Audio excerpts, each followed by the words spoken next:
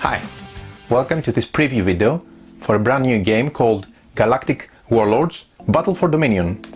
This is a brand new game by Babis Yanios and the art is by the fascinating Miko, so it's a new hit from Recon Games that is currently seeking funding on Kickstarter.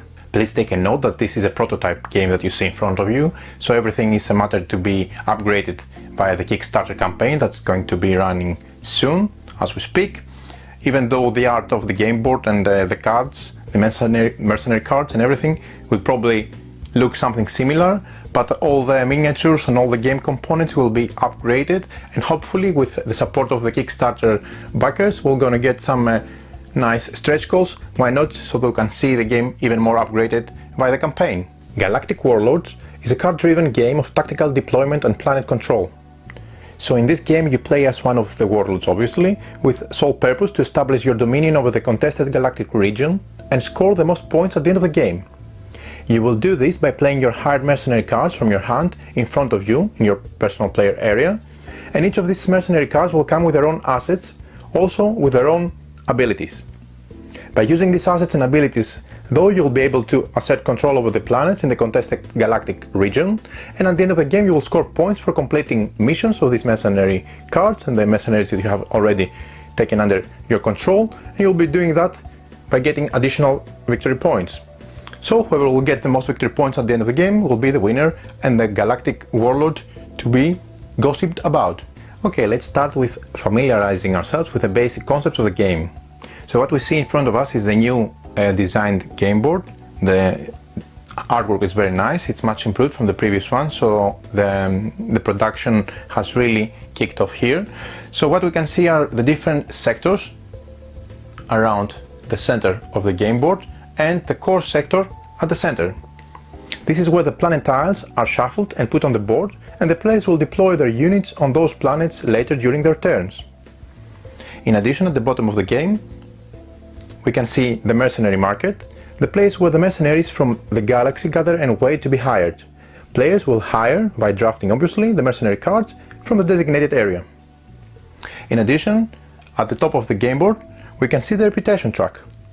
Players will advance their reputation track and gain bonuses and even more power as their faction influence grows stronger and stronger during the game. Lastly, we can see the planet tracks, which span around the edge of the galaxy. So we have 6 different color planets: the green one, the red, the blue, the yellow, the white and the brown, each with its own individual progress track. Battles will influence the state of the planets, so this is where the players will be able to keep the track of what's going on and how the planet of that particular type will change status over the track. Another basic concept of the game is obviously the mercenary cards.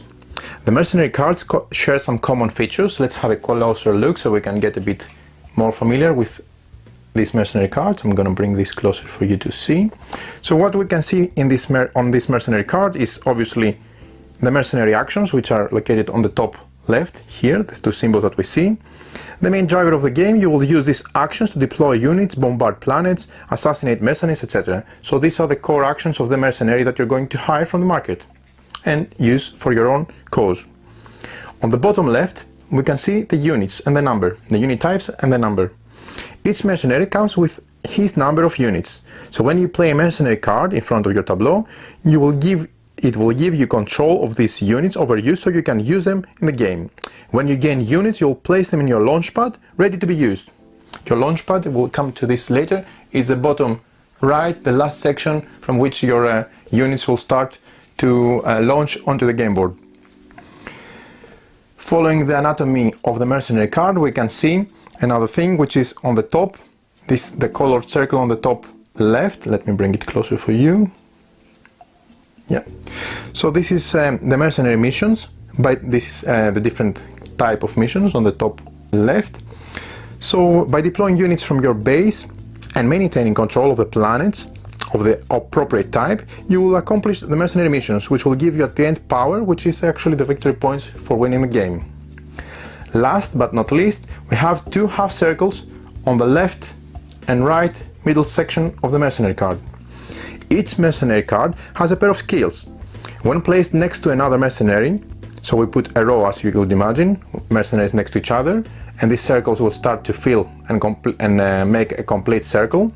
So when we put them next to each other, we can place a guard on the now fully colored circle. So if we put a half green next to half green mercenary card, this will form a full circle, and we will be able to put one of our troops as a guard, we'll explain later on the full circle of the same color now. And then we will be able to use the special abilities of those guards and the special features of the mercenaries. We'll come back to those during the explanation of the game. So let's have a closer look on the setup of the game. We have different rules that apply for 2, 3 or 4 players, or even when you play a team versus team, meaning 2 versus 2, which is another mode of the game. So we start by assigning factions. Each player chooses one faction and takes all of the components associated with that player color. We have the base board, which we can see here for the yellow player. And then we have also the ship marker, which is this one that we're going to be placing onto the game board. And each player places their power marker, which is this one, on the 0 space of the power track, which counts the victory points for the game. And also we'll be using this second marker for the player color to track the reputation on the reputation track, which is at the bottom, at the top of the game board. Also we get all the plastic miniatures for the infantry. We start with 2 infantry on the mission space. If you take a closer look, there is the mission, which is linked with a deacon, which is linked with a launch pad. Everything is coming onto the game board into effect from the 3rd status, which is the ready status of the launch pad. We start with 2 infantry on the mission space, and here below is the medical bay, which also links to the deacon on the 2nd stage while they're getting closer to the launch pad. Also we get a set of special markers, which are double-faced, and these are the components that each player will be getting in their own color for their own faction. The faction banner is located on the top of the personal player board. So just to show you again, as we mentioned earlier, we're going to place for each player one marker of the corresponding player color / faction onto the 0 space of the power track, which counts the power all the way around the game board. And the second one will go on the 0 space, the base, the starting space for the reputation track. So just to recap, each player, each faction will start with 2 infantry units on the mission space over here, and the 2 aircraft units plus the 3 tank units will be located already readily available on the launch pad. So the game comes with 6 different types of planets, as mentioned earlier during the intro. We have 4 planets in each of the colors, so red, blue, green, white, brown and yellow. I'm just going simply by the colors, but I'm sure there's a lot of theme behind them. You can read more on the website of Arcona Games. So what we're going to do to feed the galactic universe with planets and set up our board is the following. So we start by separating 2 planets from each color and putting them together in a single pile. So that means we're going to get 2 red, 2 blue, 2 green, 2 white, 2 brown and 2 yellow, 2 of each of the colors. We're going to take them, shuffle them. These are going to be tiles, obviously, and make a single pile with them. Then we're going to take the remaining of the planets, shuffle them thoroughly together, and from those we're going to select a different number of planets depending on the number of players that are going to take part into the game. So namely, what we're going to get is for 2 players 6 planets, for 3 players 7 planets, and for 4 players 8 planets. We have 4 players, so that means 8 planets will go into this pile, and this will make the main pile of planets for the game. So what we're going to do now is going to take the pile that we created, and we're going to put 2 planets in each of the sectors, the outer sectors.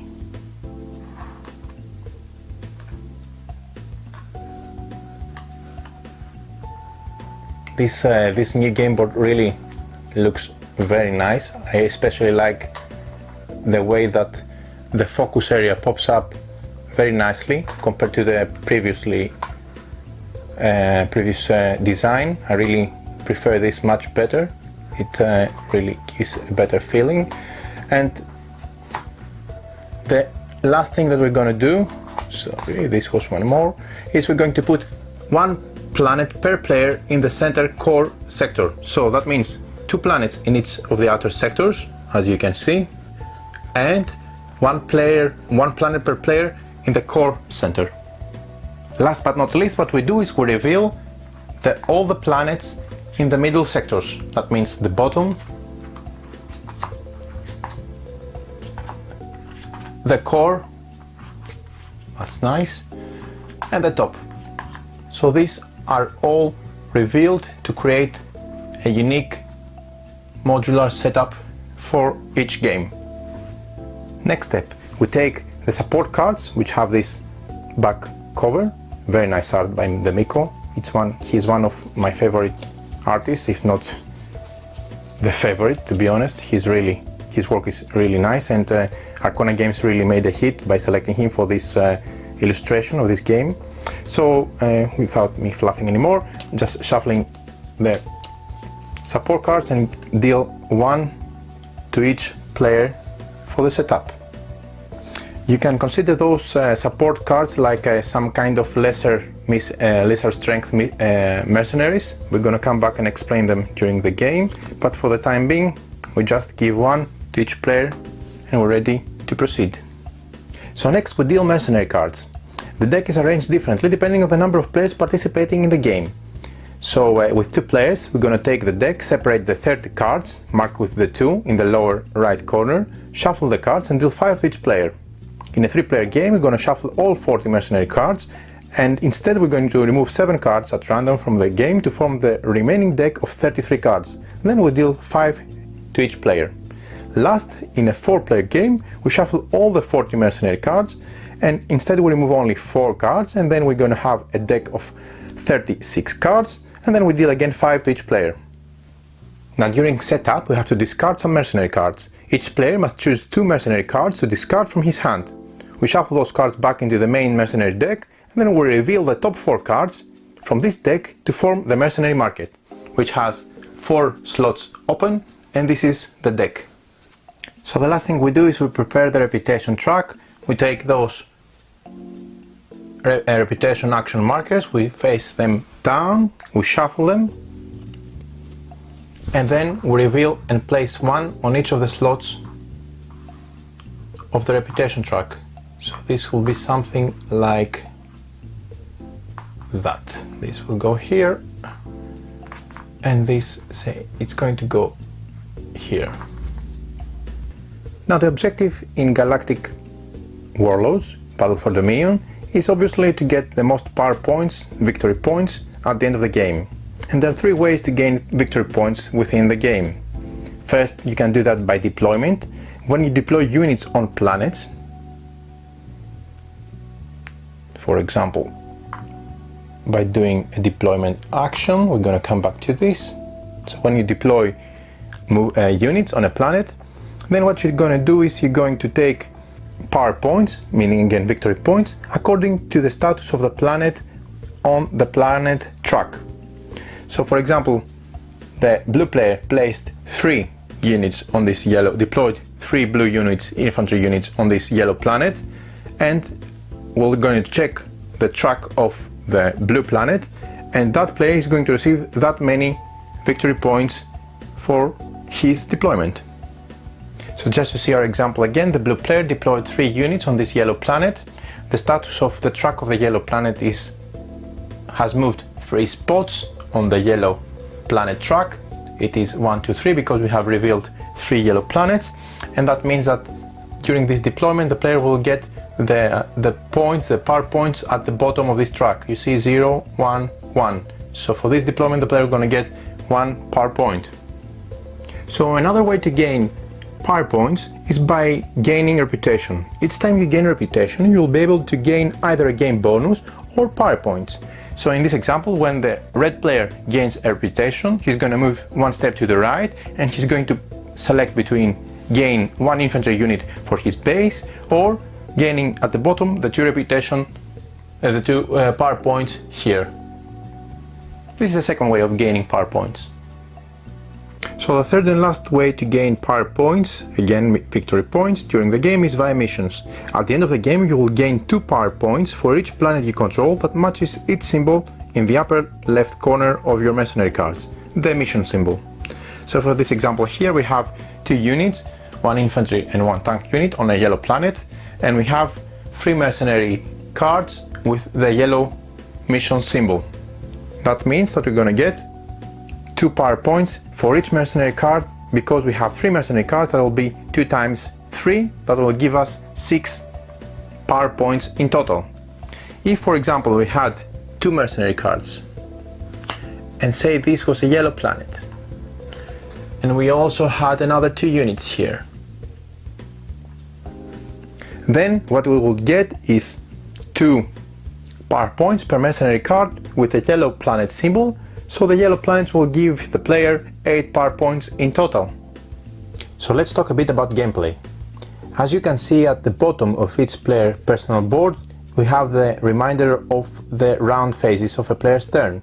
So from left to right you can read the recovery, then the recall, then we move the ship, then we play mercenary card, then we have the action phase, and finally we can hire a mercenary. Let's see a bit about each phase separately. Okay, we start with recovery. The player moves his units one step towards the launch pad space in his base in this order. First of all, we take all the units from the deacon space and move them into the launch pad space. That is, deacon is the middle space, and we take the 2 units that were here and move them in the launch pad, the right space of your personal tableau. Then all the units from the mission and medical base space move into the second middle deacon space. That means the mission units go in the middle, the deacon, and the same happens for the medical bay, for the injured. So they all move into the middle section. One very important rule that you should never forget is that during the next phases of the turn, a player will only be able to use units that are on his launchpad space, meaning only those units will be available for him to use, not the ones sitting in the deacon space. Next is the recall. In this phase, the player may recall any 1 infantry unit from anywhere on the board back into his launchpad. So we can take 1 infantry unit from the board and place it back on the launchpad, readily available for something different. In the next phase, we move our ship. So what we do, the player moves his ship marker, which is this nice standee. I really hope that this is a stretch goal, so it comes like a 3D miniature. I'm almost convinced, without knowing anything, that this will be the case. Fingers crossed. So the player moves his ship marker on the board into an adjacent sector. If this is your first turn, you'll put the ship marker on any outer sector if it doesn't contain other ships on the core sector. That means, if for example this is my first time that I'm going to enter, say I was a 4th player and I'm going to enter the tableau now with my move ship action, I can either put it anywhere in the outer region. If for example this green player was not here, I would be able to put it here as long as there is no other player. But if there is another player, I can put it in the middle core sector regardless of how many players are there. This varies depending on the number of players, so this is to balance the game obviously. In a 2 and 3 player game, player ships cannot move into an outer sector containing the ship of the other player. However, they can move into the core sector even if the other player has their ship already there. Also, in a 4-player game, player ships cannot move into an outer sector that contains not 1 but 2 other ships. However, they can move into the core sector even if there are multiple player ships there. When you take the move ship action, in the move ship phase actually, when you move into an unexplored sector, for example, the red player would move in an adjacent unexplored sector from the core to this outer sector here. Here we can find 2 unexplored planets. Immediately we reveal those unexplored planets and we got one red planet and one green planet. That means we're going to move the green one more up on the green track and the red one further down the red planet track. This way, while we reveal planets, as we mentioned during the setup, we do the same. We move the track, the marker of the corresponding color planet that we revealed, further up on the track. Okay, it's pretty obvious that the unexplored planets will not stay unexplored for long. They're going quickly to be explored, but that doesn't mean anything, since they still have to be conquered and the units have to be deployed onto them to get power points. So in the next phase we play a mercenary card. In this phase the player must play only one mercenary card from his hand into his command area. The command area is below the player personal tableau. So essentially each card that is played after the first one can be placed either on the left or the right of the first card that's already been positioned into the command area. So for this example here we have this card that's going to be played. It can either be played here on the left or here on the right. On a subsequent turn, the player can play another mercenary card, again either here or here.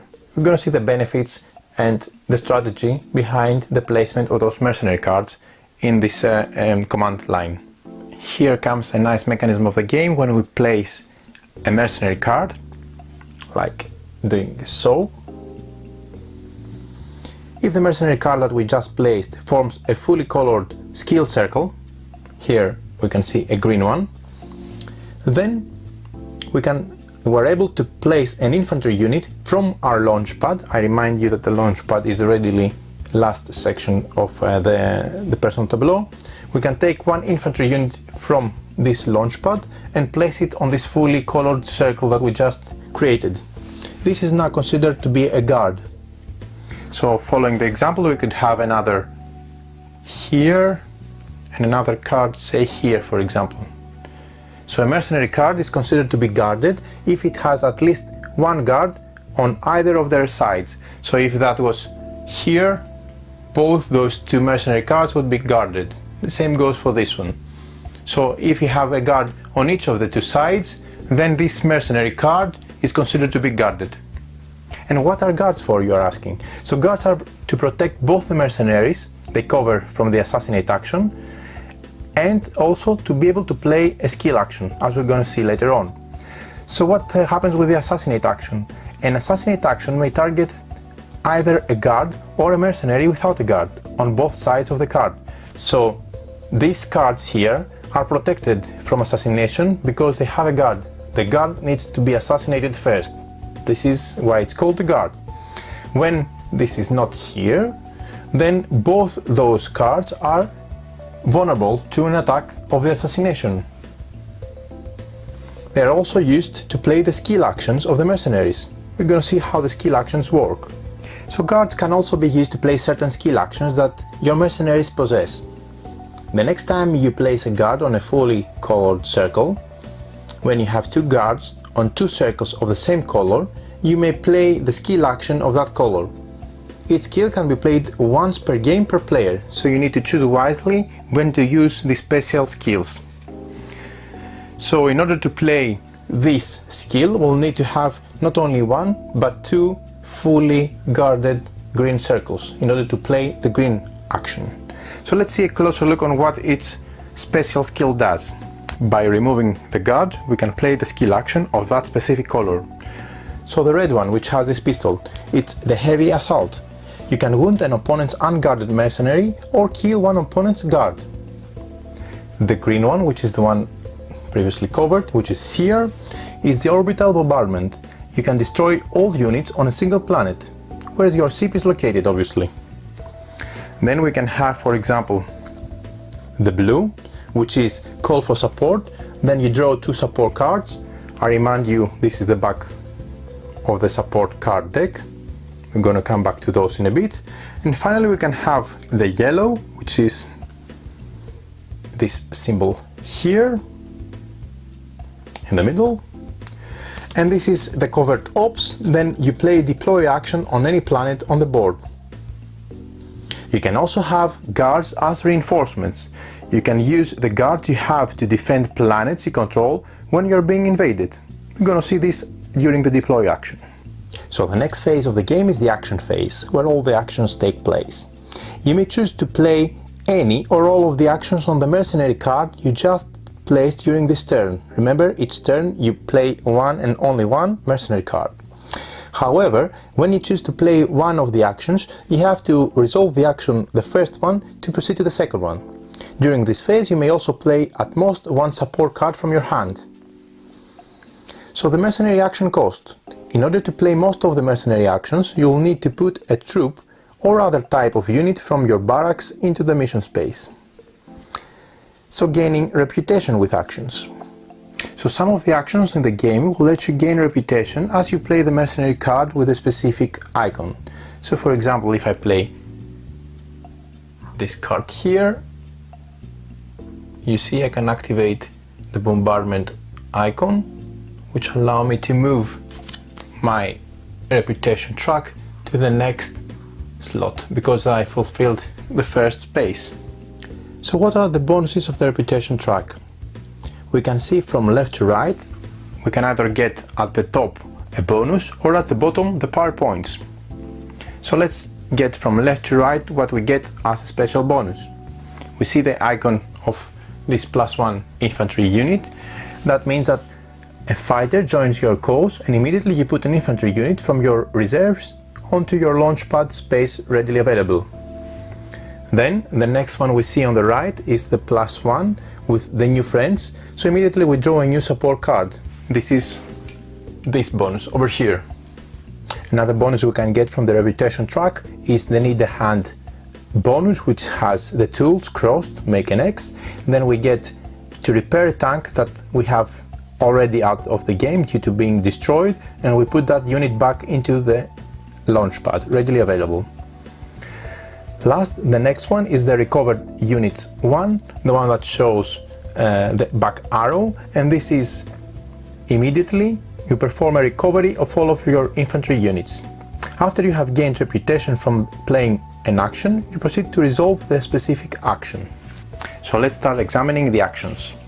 I'm going to show you the icon so you can get familiar with the action. So here we have, as we said, two action symbols. The top one is the deploy one.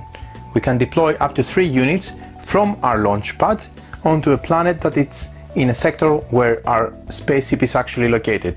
Here the yellow player is having the corresponding yellow ship on the sector that you can see, and we can, by playing this action, we can deploy units and position up to 3 units on this yellow planet here, because we played the deployed action. So if we deploy the units on an empty planet, we gain control of that planet and we gain power according to the bottom value where that planet marker is at the moment on the planet track. If we're deploying units on a planet that it's actually occupied by another player, like this white planet here, then what happens is an invasion. We're gonna check the rules for the invasion later on. The aircraft dropship has a special ability. One of the aircraft's ability is that it allows players to deploy the group of units that come in the launch pad on any planet on the board where the deploy action happens.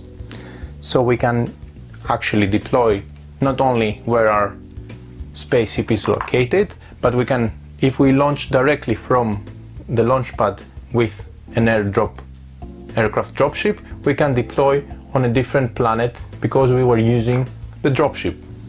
Then we have the deploy only action, which is the symbol you can see here. Again, it's the top one from the two. This is the same as the deploy action, but you cannot initiate an invasion with this action. You can only deploy units. Next we have the Assassinate Action, which you can see here.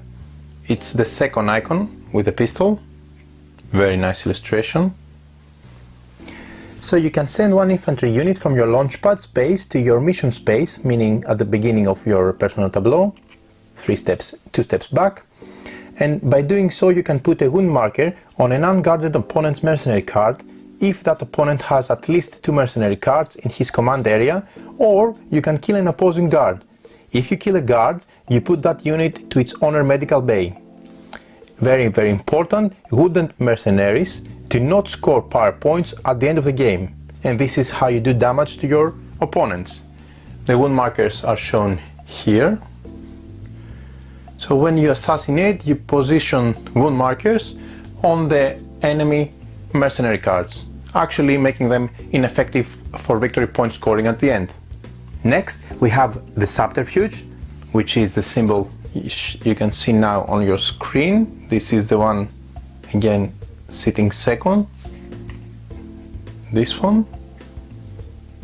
Another nice art by the Miko. So this action, what allows you essentially, is you can send one infantry unit from your launch pad, again, to your mission space, and choose an opponent to take one of his mercenary cards at random. Then either you can keep the card that you took from their hand and give one of your mercenary cards to him, or you can play one of the cards' mercenary actions, resolve it, and then return the card to him, essentially exploiting his mercenary cards instead of him. If you choose the second, it is important to note that you cannot initiate an invasion with a deploy action, you cannot play another subterfuge action with the opponent's mercenary card, so you cannot keep looping and doing the same thing again and again, obviously, and then you do not gain reputation by playing a corresponding action on the reputation track. Next, we have the Bombard Action. I'm showing you one right now. You can see it's the second one with the missiles. This is a Bombard Action, and you can send one infantry unit from your launch pad to your mission space to kill an opposing infantry unit on any planet, or you can send one aircraft unit to the reserve to kill an infantry unit on any planet. Then you roll 2 dice, and for each hit you remove an additional unit from that planet. This is actually very thematic and fits to the bombardment action. Next is the support. I'm showing you again one of those. This is a second symbol here, sorry. There you go. Again, very nice art. And what we do with the support action, as you would imagine, we can send an infantry unit from our launch pad back to the mission space, and then we can draw a support card by doing so. We'll come back to it and explain the support cards.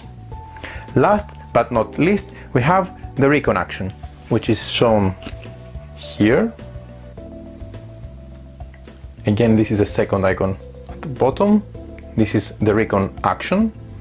And then what you can do is you can send, once again, one unit, infantry unit, from your launch pad to your mission space, and then you can choose a sector with an unrevealed planet, take a look at them, return them face down, and place one of your available recon markers face down on that sector. So you have 2 options. You can have the tactical drop. This is this icon here.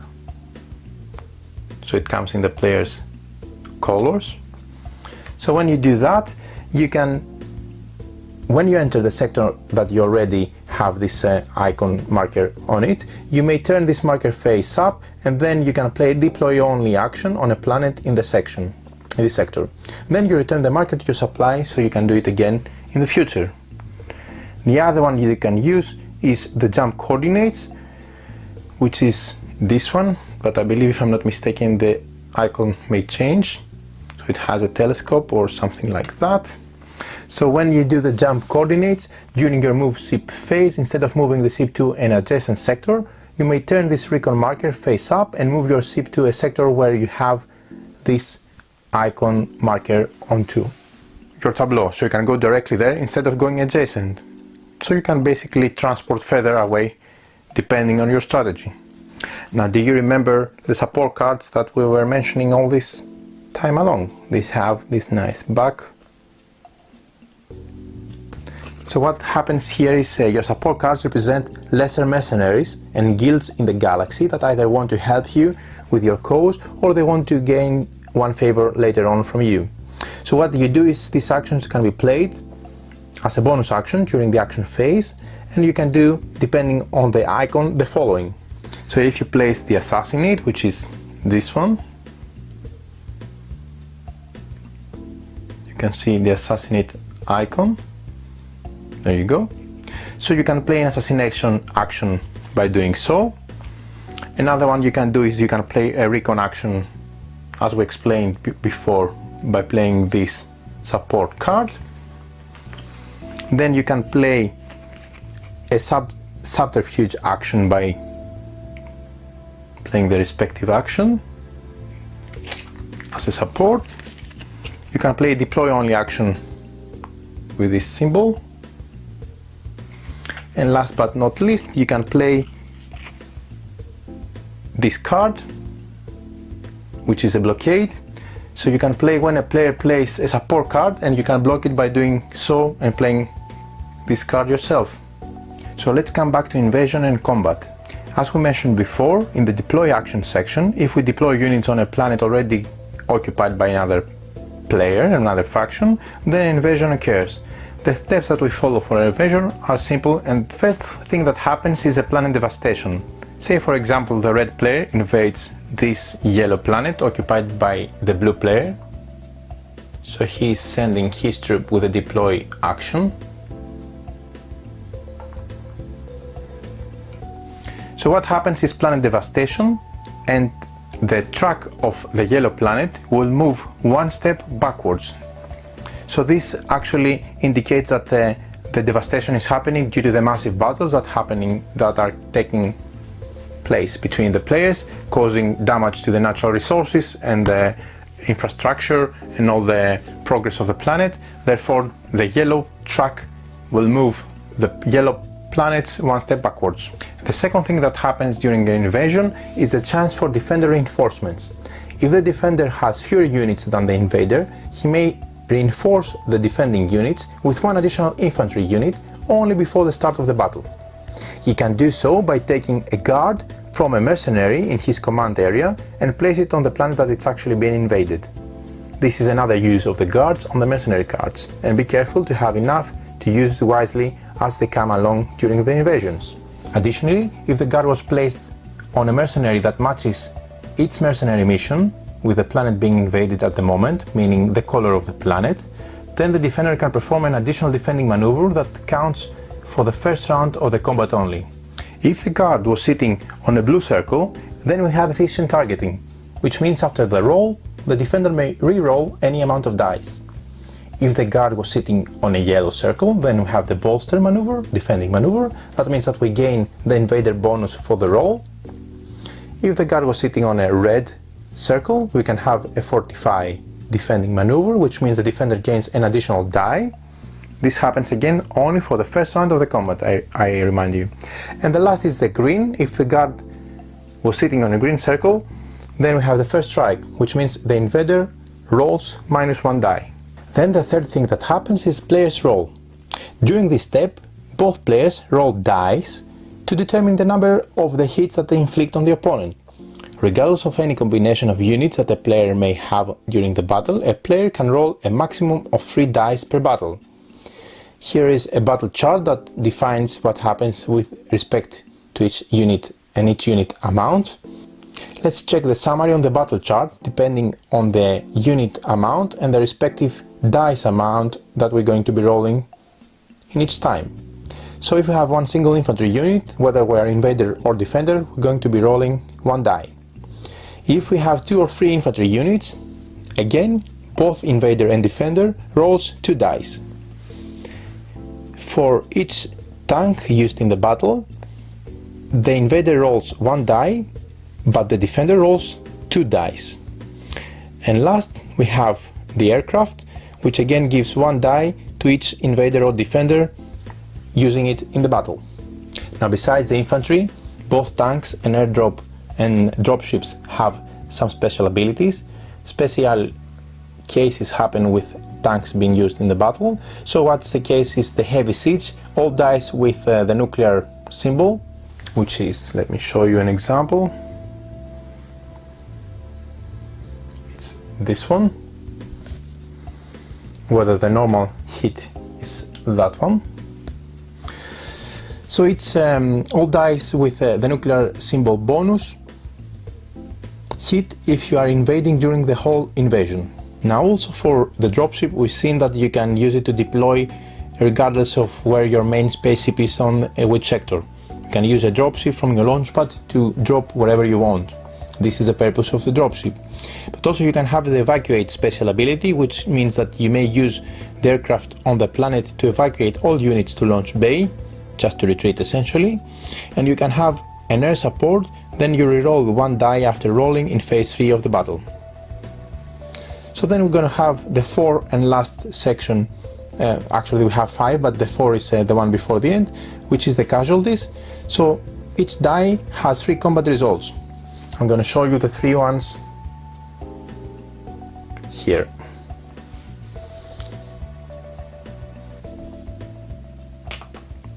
So this again is a prototype, so I believe for the miss, which is the last one, we have another symbol, but this is a matter of the prototype, so you're going to see what happens with the real production copy. So each die has 3 combat results: a hit, an invader hit, which is a nuclear, this is a hit, this is a nuclear hit, and the last one is a miss. Again, this could be a symbol, not just a blank one. After both players involved in the battle roll their die, they each inflict casualties to each other. The invader calculates how much hits has inflicted to the defender, which is the regular and invader hits, meaning those 2 symbols, the first and the second. And the defender needs to remove that many defending units from the planet. The defender also calculates how many units they inflicted damage onto by counting only the regular hits, which is the first symbol. And then they remove the same amount of units from their planet. This is the first phase of the combat. So what happens next is check for victory, and we gain reputation, which means if both players still have units on the planet, the invader can choose whether they want to continue with the second wave of invasion or have a retreat, a tactical retreat, and stop. If all units from one player are destroyed, the other player is winning the combat. Now here is where the reputation comes. If the invader has won the battle, he gains +1 reputation, which is very important, as you can see, with the benefits of unlocking special abilities or actually getting additional victory power points or victory points, if you like, to the total that they're going to count for the end. I briefly went through the dice roll and the casualties and the hits, but this is a main part also from the game. The game is card driven, but also the damage that you inflict with your units and the dice that you and the hits that you use are also important, because you can lose control or gain control of planets, which will mean additional victory points for the end. I really like when conflict games like this game here, which is each player fighting for their own, going against all of the rest, give the ability to have a team play, meaning to play 2 versus 2, which shifts the dynamic and the balance very much and gives another level of thinking and level of cooperation. So you have to think with your teammate, to work with your teammate in order to achieve victory as a team, 2 versus 2. This is a nice mode because this is offered again in this game, and it's very welcome. And just to quickly mention some additional free actions that you can have only when you're playing a 2 versus 2 team game. You can exchange one mercenary card with your teammate at the same time. So you're gonna take one card from your teammate, give him another card, you switch, so you can help him or he can help you. The next thing you can do is you can switch control of planets, so you have to be in adjacent sectors, and then you can move your troops to your teammate's planet, and he will have to use his troops and his units to your planet. This obviously has some tactical meaning, depending on who wants to go next to each other. And the last thing is that you can support your teammate. You can remove an X amount of infantry units from your launch pad. You can take it back to your reserve, and then your teammate can use this amount of infantry and put them from his reserve to his launch pad. So essentially you're making yourself a little bit weaker and boosting your opponent, your teammate, so he can be useful and he can come back and help you or do some different part of damage on the game board. So the last part of your turn has to do with hiring a mercenary. Here you're going to need to choose whether you'll draft a card from the Mercenary Market, which is located at the bottom of the game board, or you're going to choose to draw the top card from the mercenary deck without knowing what it's in there. So if you draft a card, you take a card from the market. We have 4 open in front of the Mercenary Market, so then you immediately fill in the gap. the slot that you just emptied when you picked up one from the market. Or if you draw a mercenary from the top of the deck, you remove the 4 face cards from the Mercenary Market, indicating that you didn't want anything from the market, so you're gonna get some more interesting mercenary cards come in the market for subsequent rounds. And then you add 4 new cards following your taking the top card of the deck. Be careful, because in a 3 or 4 player, if you draw a card from the top of the deck, you do not remove the 4 cards from the Mercenary Market. It happens only in the 2-player game. The game ends when any of those 3 actions conditions is met. So if the last card is drawn or drafted, then each player takes 1 more turn and then the game ends. Another second condition is a player reaches the end of a reputation track. When this happens, the game ends immediately. And the last condition is a player plays his 4th mercenary with the same planet symbol. Remember, the symbols are those. So when a player plays the 4th mercenary with this red symbol, then he will initiate the end of the game. Final scoring, and this is very nice as well, because we get victory points from many power points if you wish for many things. One is the guards. Each player gains 1 power for each of his guards present at the end of the game. A second source of power points is the units majority. Each player that has a majority of units, which means most units on each of the 6 planet types, gains power equal to the top value of the planet's track where the planet marker is. So for example, if a player has the most units on a type of color, meaning for example the yellow planets, then they're gonna get the power points indicated on the yellow planet track, but not on the bottom of the track. We take the one on the top, meaning not the one located here, the +1, but not the one located here, the +1, but the +2, which is at the top, which is actually more victory points than before. Last but not least, as we discussed at the beginning of this video, we gain points per mercenary symbols. This is the missions that the mercenary have succeeded in. Depending on the number of units on a planet, multiplied by the number of symbols on the mercenary cards, then we gain these respective victory points.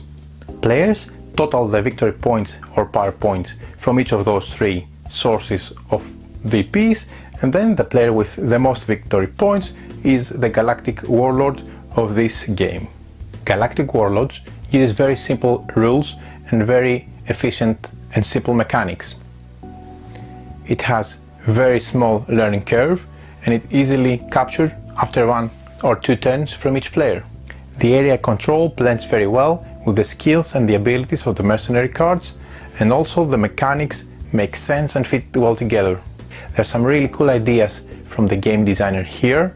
There's some fresh and innovative things that you haven't seen before, but also you get familiar ideas and familiar game mechanics that you've seen in other games too. This feels the same time fresh and familiar. This is strange to describe, but gives overall a very well and pleasant gameplay feeling. Now, a game needs to play well, and this is due to the designer and due to the mechanics and how they fit together, but also it needs to look good. And I'm really impressed by the way this prototype looks, so I can't really wait for the game to be funded. Hopefully it will be funded, so that we can see what it's going to be unlocked from the stretch goals and how the aesthetic and the looks of it are going to be improved even more. It looks really awesome as it is as a prototype, and that's a really 2 thumbs up for me for the company that made the game.